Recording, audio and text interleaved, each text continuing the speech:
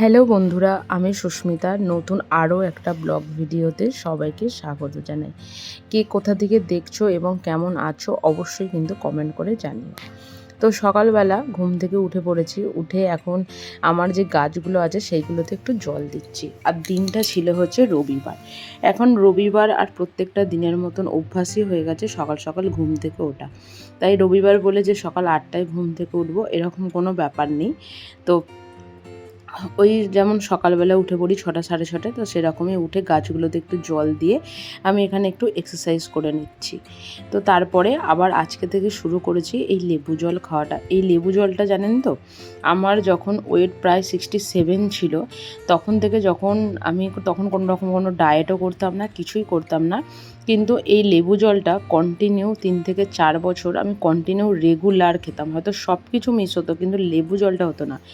এইটা যতদিন খেয়েছি ততদিন পর্যন্ত আমি আমার ওয়েটটাকে মানে একটা জায়গায় ধরে রাখতে পেরেছিলাম, মানে কোনো রকম কোনো বাড়েনি, কমেছে হয়তো কিন্তু বাড়েনি। কিন্তু যখন থেকেই না এই লেবু জল খাওয়াটা আমি ছেড়ে দিয়েছি তখন থেকেই ওয়েট বাড়ে তো অবশ্যই, কমে না। তো সেই কারণের জন্য সকালবেলা আমি 1 গ্লাস জল এমনিই খাই গরম, তো তার মধ্যে আজকে থেকে লেবু দিয়ে খাওয়া শুরু করেছি। আগে একটা গোটা লেবু রেগুলার খেতাম, কিন্তু এখন আর সেটা একদমই সহ্য করতে পারি না। তাই আধখানা লেবু, আর লেবুর সাইজগুলোও প্রচণ্ড বড়, তাই আধখানা করেই এখন থেকে খাওয়ার চেষ্টা করছি। তোমরা কারা কারা এই লেবু জলটা সকালবেলা উঠে খাও অবশ্যই কিন্তু কমেন্ট করে জানিও। তো এখানে আমি সকালবেলা উঠে আজকে যেহেতু সানডে, তো সেই কারণের জন্য দুপুরবেলা আজকে একটু বিরিয়ানি বানাবো। কারণ আমরা তো জানেনই, এখানে যারা আমার ব্লগ নিত্যদিন দেখেন তারা তো জানেন যে আমরা এখান থেকে বাইরে থেকে বিরিয়ানি খুব একটা কলকাতার মতন পাই না। তো সেই কারণেই বাড়িতে বানিয়ে খাই। সেই কারণের জন্য এখন ঘড়ির কাঁটায় বাজে প্রায় ওই 9:30 মতন। তো এদিকে আমি ভাতটা করে রাখছি, কারণ ভাতটা ততক্ষণে ঠান্ডাও হয়ে যাবে। আর ওই থালায় চাড়াবারও কোনো ব্যাপার নেই। ওই হাঁড়ির মধ্যে রেখে দিলেই ওই 1 ঘন্টা পর জাস্ট নিচের ভাতটাকে ওপরে করে দিলে ওটাই অটোমেটিক ঠান্ডাই হয়ে যায়। তো এই ভাত উপর করার ব্যাপারটাও আমি একদমই পারতাম না, নিজে থেকে কোনোদিনও চেষ্টাই করিনি বলতে পারেন। তো একদিন বড়মশাই এখানে আসার পর দেখলাম যে ওর মতন করে বেশ মানে ওটাকে উপুড় করছে। তো সেই থেকে বলতে পারেন ভাত উপুড়টা আমি ওইভাবেই করে নিই। আর ওদিকে ফ্রিজে কালকে রাতে কিছু সবজি বাজার করে নিয়ে এসেছিলাম, তো সেই বাজারটা করে নিয়ে আসার পরে রেখে দিয়েছিলাম সেগুলোকে গোছাবো বলে। আর সবজির এই বাস্কেটটা না অনেকদিন ধোয়াও হয়নি, তাই পরিষ্কার করে ধুয়ে একটু শুকাতে দিয়ে দিয়েছি। কাজ যদি একটু ধরে ধরে করা যায় না, তাহলে আমার মনে হয় সারাদিনের সব কাজ সুষ্ঠুভাবেই হয়। এই যেমন দেখুন, ভাতটা আমি 9:30টায় করে রেখে নিয়েছি। এদিকে হয়তো বিরিয়ানিটা বানাবো দুপুর 12টার সময়, আমার ভাতটা হয়ে রইল। আর এদিকে হয়তো আমি সমস্ত কাজ সেরে ওখানে সবজির বাস্কেটটা গুছাবো। তো সবজির বাস্কেটটা মোটামুটি ধুয়ে আমি রোদে দিয়ে এসেছি, ওটাও আধ ঘন্টা 1 ঘন্টায় শুকিয়ে যাবে, ততক্ষণ আমি এদিকের কাজকর্মগুলো করতে থাকি। তো এইভাবেই আমি বাড়িতে না কাজগুলোকে ম্যানেজ করি। তো ওখানে আজকে সকালবেলার ব্রেকফাস্টে বড়মশাইয়ের জন্য হয়েছিল রুটি আর তরকারি। আর আমার একটা এখনকার জন্য মোস্ট ফেভারিট খাবার হচ্ছে, সেটা হচ্ছে ওই এগরোল টাইপের সকালবেলা করে, তার মধ্যে সস না দিয়ে বিভিন্ন রকমের সবজি, বাঁধাকপি, গাজর, শসা, পেঁয়াজ, কাঁচা লঙ্কা, লেবু দিয়ে ওটাকে আমি ওইভাবে খাই। তো ব্রেকফাস্ট করে এদিকে আমি বিছানাপত্রটা ঝাড়তে চলে এসেছি, কারণ এরপর ঘর ঝাঁট দেওয়া, ঘর মোছা, অনেক রকম কাজই আছে। তো এবারে বাজার থেকে না অনেক কিছু সবজি এনেছি। শীতকালেও যেমন আলাদা আলাদা সবজি পাওয়া যায়, গরমকালে তেমনি আলাদা আলাদা সবজি পাওয়া যায়। তো আজকে নিয়ে এসেছি আপনার পেঁয়াজকলি, তারপরে হচ্ছে পালং শাক, লাল নোটে শাক, ক্যাপসিকাম, গাজর। এগুলো তো আমার ফ্রিজে বলতে পারেন প্রত্যেক সপ্তাহে মানে 12 মাসই পাওয়ার। কারণ মাঝখানে একটু স্যুপ খাওয়া হোক বা চাউমিন খাওয়া হোক, যে কোনো কিছুতেই না এই ক্যাপসিকাম, গাজর আর একটু যদি বিনস থাকে বাড়িতে, তাহলে কোনো অসুবিধাই হয় না। বিনস কড়াইটা এবারে বাজারে পাইনি। আর আমাদের এখানে ভগবান জানে কি হয়েছে, কোনো বাজারওয়ালাই আর আসছে না। যাই হোক, কী আর করা যাবে। কি হয়, যখন কোনো কিছু টুকিটাকি প্রয়োজন হয় তখন ওই যে বাজারে নিয়ে আসে তাদের থেকে নিয়ে নিলে মিটে যায়। আর টমেটো তো এখন প্রচুর সস্তা, মানে তোমাদের ওখানে ওখানে কত টাকা কিলো অবশ্যই জানিও। আমাদের এখানে তো তোমার 10 টাকা কিলো, 9 টাকা কিলো এইভাবেই পাওয়া যাচ্ছে।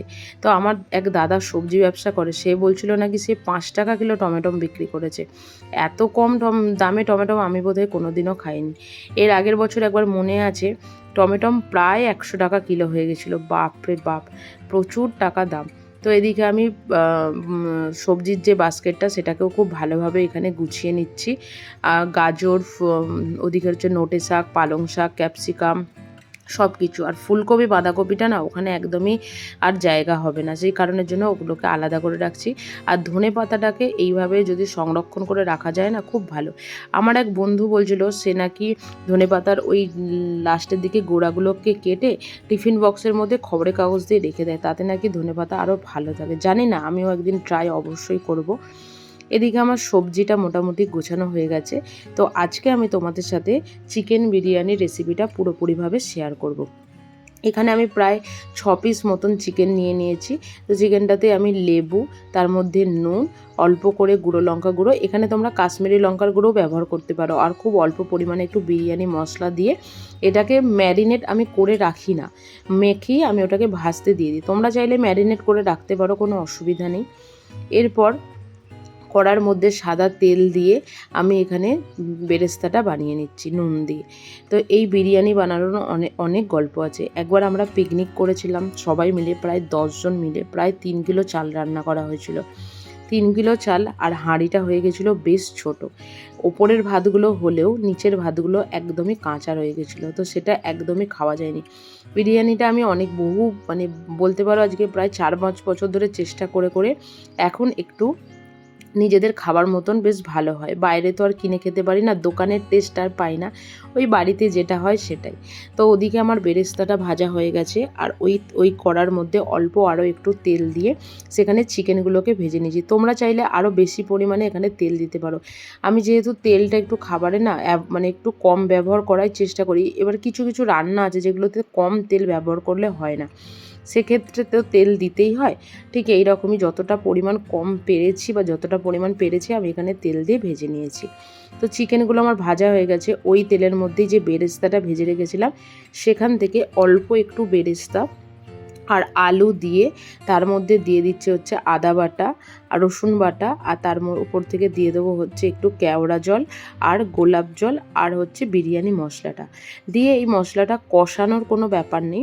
তোমরা চাইলে হালকা একটু নাড়াচাড়া করে নিতে পারো। আমি মশলাটা কষাইনি, কখনো কখনো এইগুলো সব কিছু দিয়ে আমি জলটা দিয়ে ওটাকে আমি সেদ্ধ করতে দিয়ে দিই।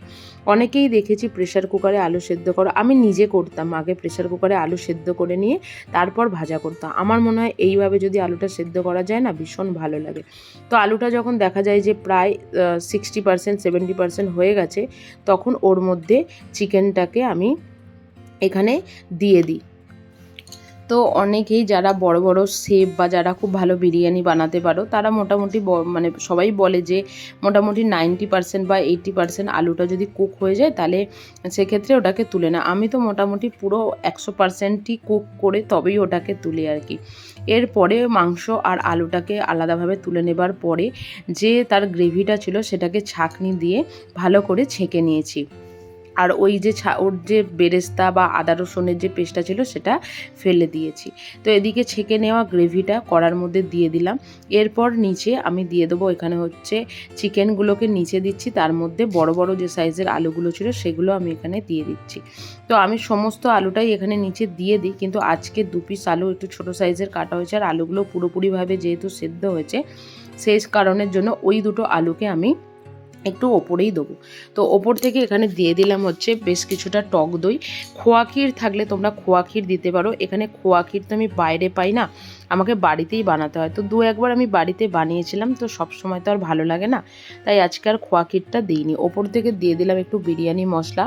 এরপর রাইসটা মোটামুটি বলতে পারো 80% রাইসটা দিয়ে তার মধ্যে 1 পিস চিকেন আর যে আলুগুলো খুব ভালোভাবে সেদ্ধ হয়ে গেছিলো আর ছোটো ছোটো করে কাটা হয়েছিল সেগুলোকে আমি ওপর থেকে দিয়ে দিলাম, যাতে এগুলোকে নিজেদের খুঁজে নিতে সুবিধা হয়। ওপর থেকে দিয়ে দিলাম হচ্ছে ফুড কালার, যেটা আমি দুধের মধ্যে মিক্সড করে রেখেছিলাম, বিরিয়ানি মশলা, তার মধ্যে দিয়ে দিলাম হচ্ছে একটু কেওড়া জল এবং গোলাপ জল, এবং দিয়ে দিলাম হচ্ছে ওপর থেকে অল্প পরিমাণে একটু ঘি দেবো হচ্ছে। আমি অন্যদিন গরম জলের মধ্যেই দুধটা গুলি, আজকে ভুল করে ঠান্ডা জলে দুধটাকে দিয়ে দিয়েছি, আর নিচের দুধটা না একদম গলেনি, তো ওটাকেই দিয়ে দিয়েছি। কিছুই মনে হয়নি, গুঁড়ো দুধ এমনি নর্মালও তোমরা দিতে পারো। ওপর থেকে দিয়ে দিলাম ঘি আর দিয়ে দিলাম হচ্ছে ওপর থেকে বেরেস্তা। দেবার পরে এটাকে আমি বেশ কিছুক্ষণ প্রায় 20-25 মিনিট মতন এটাকে আমি দমে দিয়ে দেবো। আর ওপর থেকে দিয়ে দিলাম হচ্ছে আতর। আতরটা জানেন তো, আমি যখন আগে বিরিয়ানি বানাতাম কাটিহারে থাকতে, তখন একদমই আতরটা ওখানে পাওয়া যেত না। এখন বাড়ি থেকেই 6টা-7টা করে নিয়ে চলে আসি, আমাদের প্রায় হয়েই যায়। ওপর থেকে একটু কাঁচা লঙ্কা দিয়ে এটাকে প্রায় 20-25 মিনিটের জন্য আমি এখানে ভাপে দিয়ে দিলাম। আর কড়ার ওপরে যে ওই ছোট্ট মতন একটা ভাপ বেরোনোর জায়গা থাকে, ওখানে দিয়ে দিলাম হচ্ছে অল্প একটু লবঙ্গ, একটা লবঙ্গ। তো এদিকে আমার বিরিয়ানি রেডি। তো চলো লাঞ্চটা আজকে এখানেই সেরে নিই, আর এখানেই ভিডিওটা শেষ করলাম। যদি কিছু ভালো লেগে থাকে অবশ্যই লাইক করো, শেয়ার করো, সাবস্ক্রাইব করো। টাটা।